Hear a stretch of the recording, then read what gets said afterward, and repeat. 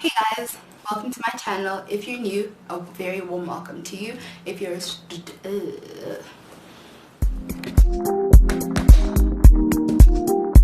back to my channel. If you're new, welcome. If you are a returning subscriber, sawubona zihlobo, sanibonani zihlobo.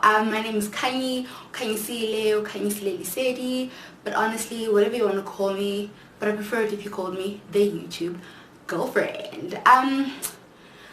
So today's video is an update video. As you can see, location has changed, the hair has changed.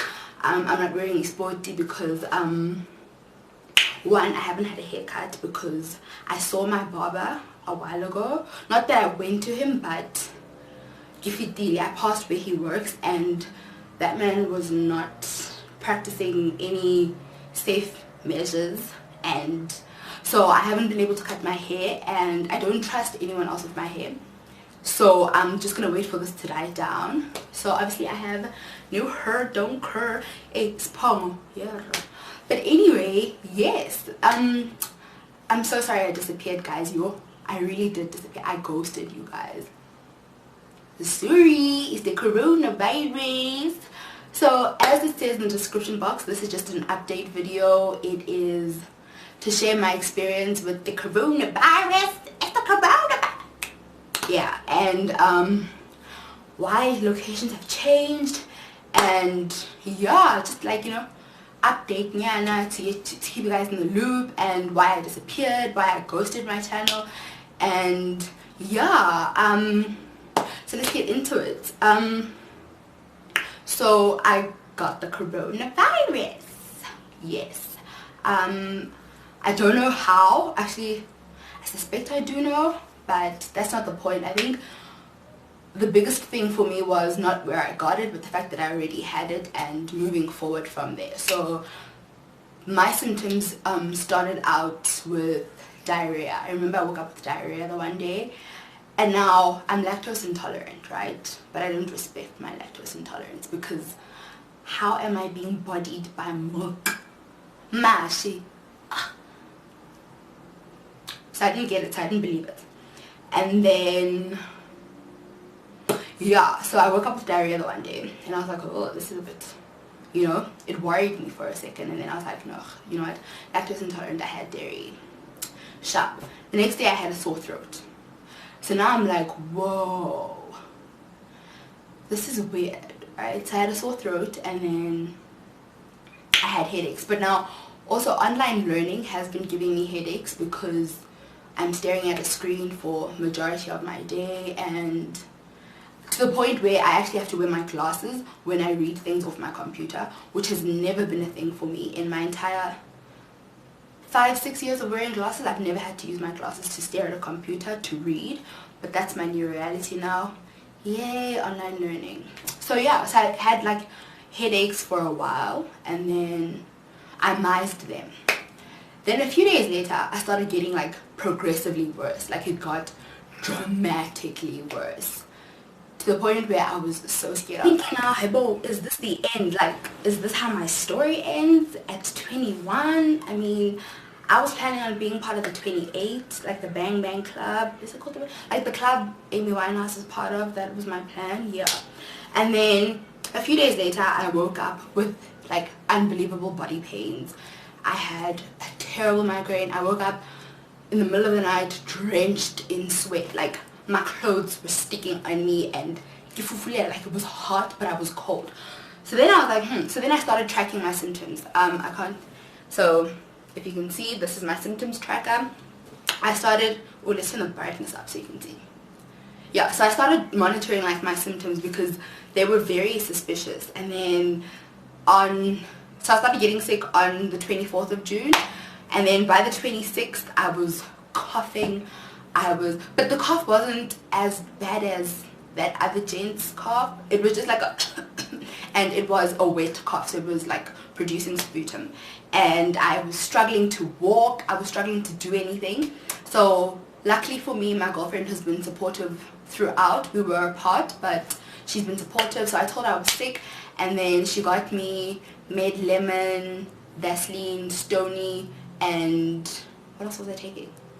Painkillers, Panado, right? So we were just working on that. And also it was in the middle of exams, and we were all just blaming my sickness on me, stressed about exams and just overall being overwhelmed because of online learning. So we were just like brushing it off. But in my heart of hearts, I knew that I know my body, right? I've been stressing about school for as long as I can remember. And as much as online learning has been like a dramatic shift in learning and the learning experience overall, I just knew this wasn't stress. But we were just like, you know what, just stress, sharp. We mized it, we blamed it on stress, kept it moving. Then I submitted my sociology exam on the 28th, Sunday, the 28th, I submitted my exam. And I was like, whew, maybe I'll get better. At this point, my mom is making me chew orange skin, like the orange peel, I'm chewing that, and the pain here, in this area, sorry, let me take off my glasses, here, yo, I was seeing things. So it hurt for me to breathe, it hurt for me to do anything. Like, get Vicks, I'm rubbing my chest with Vicks every night. I have to put Vicks around my nose, my temples, yo, it's scenes, like scenes, movie, yo. Okay, sharp, now I'm not getting better. I sent my GP a message, and so I had googled and like a face thingy that shows just that much, and then I'd highlighted the areas I was experiencing pain in, and she mized me, and I was like,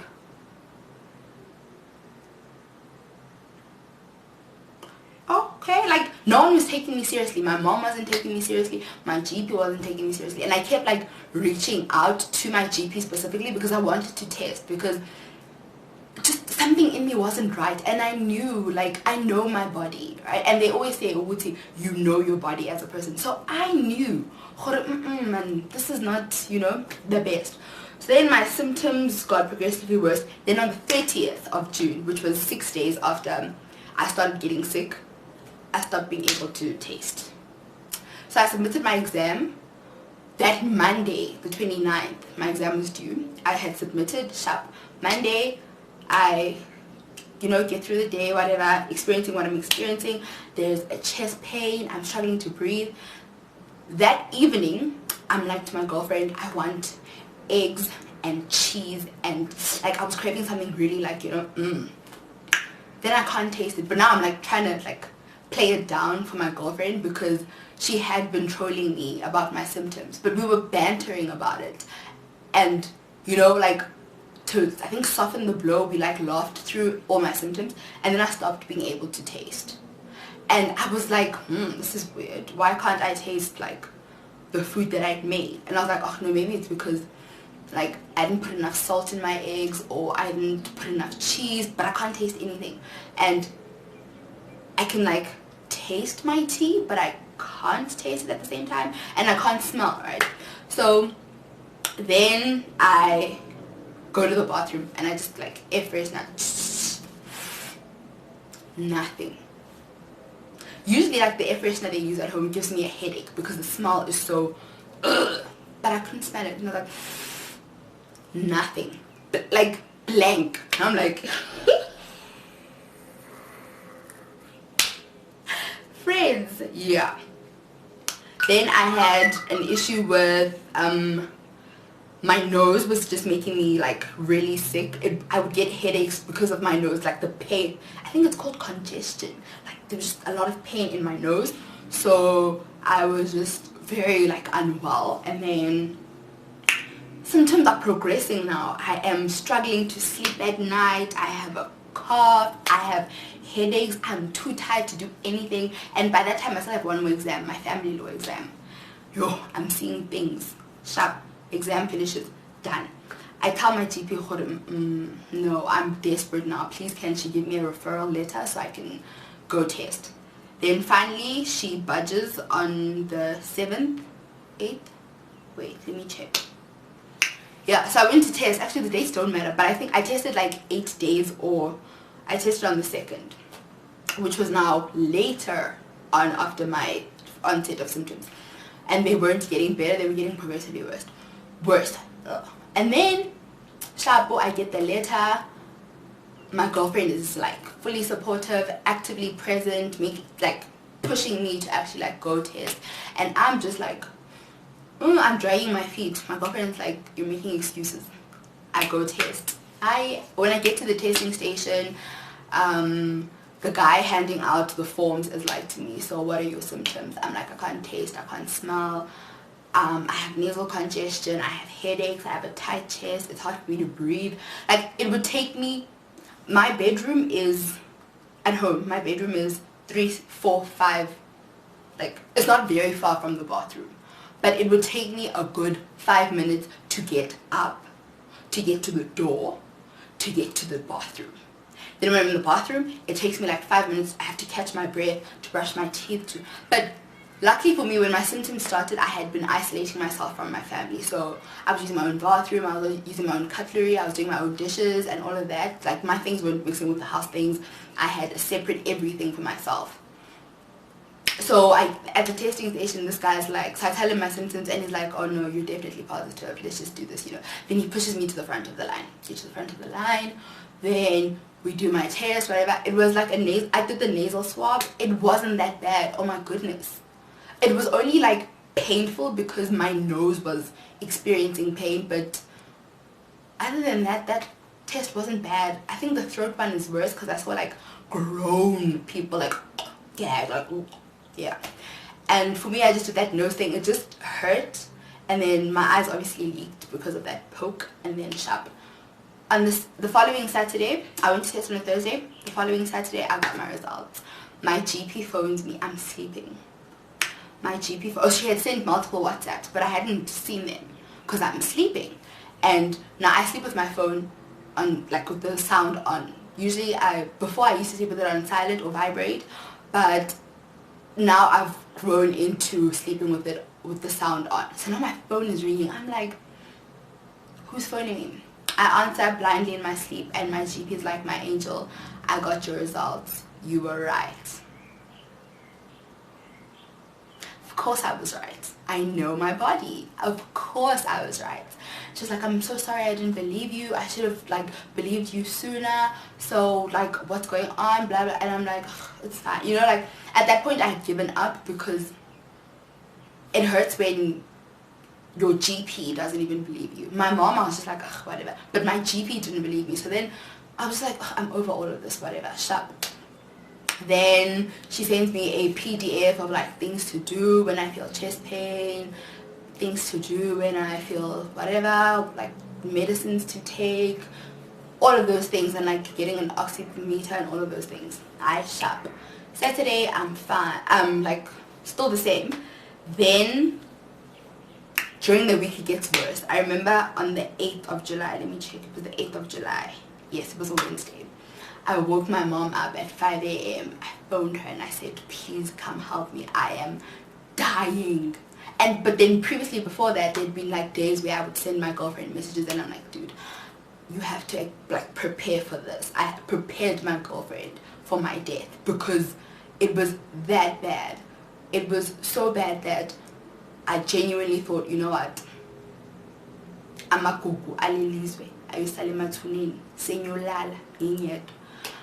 I was scared, and now my girlfriend's all the way in the Eastern Cape, and now I'm telling her these things and it's worrying her, and to this day I don't know how she coped because it was a scary period for us.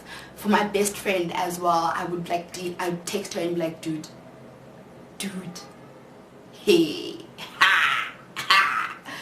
So yeah, and then on the 8th, my chest was so bad, I was struggling to breathe. I was sleeping in different positions. I was tossing and turning.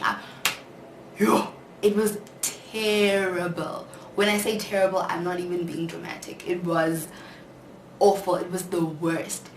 And then I woke my mom up. She runs into my room. She's like, what's going on? I'm like, I cannot breathe. My chest hurts. My chest is in pain. I'm losing my mind because of what is going on. Like, I'm in so much pain. My mom rushes to the kitchen. She boils water. She chops, can't remember what she was chopping, but lemons. I also had lemons. You know, we're making concoctions. She fetches it. Now I'm steaming. We are trying to get me to steam city. No, steam Netflix. We're trying everything. I am not coping. Send my GP a message. Luckily she wakes up early. So she responds to my messages. She's like, let me speak to my friend, but these are the things you must get for now, and then your mom must just monitor your symptoms. Finally, at like 7 a.m. I finally fall asleep. Now my mom has been up since 5 a.m. and I've been up since the day before. I could not sleep. And then my mom takes a nap on the sofa just so she can hear me. At 7 a.m. I wake up. We phone the medical aid to like find out what the procedures are, because we are looking at a hospital admission, or for them to source out the things I would need, like home oxygen and stuff like that. But people finished the home oxygen. I can't believe this. Like, there was absolutely no home oxygen anywhere. There was no finger stats monitor anywhere. They were finished. Mom had boiled like umhlonyane. We had everything. There was a time where I was steaming, drinking everything. There was nothing we didn't try. And then, yeah, I didn't go to the hospital, even though I should have gone. But my mom just decided Uti will take care of me at home, also because she was scared that I might get worse. And I think that fear was the reason I also didn't like push to go to the hospital. And then a few days later, my grandfather passed away, and he also passed away from COVID, but I had never been in contact with him. He got it from my grandmother, who is a nurse, who came home with it. And then, yeah, my grandfather passes away. Now my grandfather passes away, my mom and my sister are in quarantine. I'm in self-isolation, so we can't leave the house. We can't go to the funeral. And then I find out that my dad was in contact with someone, was a primary caregiver for someone who had COVID. My paternal uncle had COVID, so yeah, just my paternal family, like COVID is, doing its thing in my paternal family, so we can't go there, they can't come here. So my sister's upset, I'm upset, I can't go to the funeral. And so we just stayed home, and I'm drinking rooibos and honey, I'm drinking water. And so now I can't drink cold things. I can't have throughout the day, just warm liquids throughout the day, warm food, taking vitamins and painkillers. And then, yeah, here I am. I'd like to say I beat COVID, and I believe I've beat COVID. It's just the long-term effects, the side effects of it. Is it side effects or effects? That one. But the long-term effects of having gotten it. Yes, horror. But yeah, I can't drink cold things anymore. I remember when my self-isolation period ended, and my mom had gotten us McDonald's, and I had a McFizz. I love a McFizz. I'm your McFizz passion fruit. So I had gotten that because I'd been craving it for months now, and then I had it, and my chest was just like, oh no, Speedy. No. My chest like tightened, and I couldn't breathe, and then I had a coughing fit. So just throughout the day, I have to boil my water to drink, and I just drink it in like a big jug. And so yeah, that's just how my COVID journey has been. I don't know what worked for me. Oh, let me tell you what worked. There's these dripples. I'll put everything in the description box below, but I took a spoon of the Lennon Borsdruppels and Turlington into warm water with a spoon of honey in the morning and at night.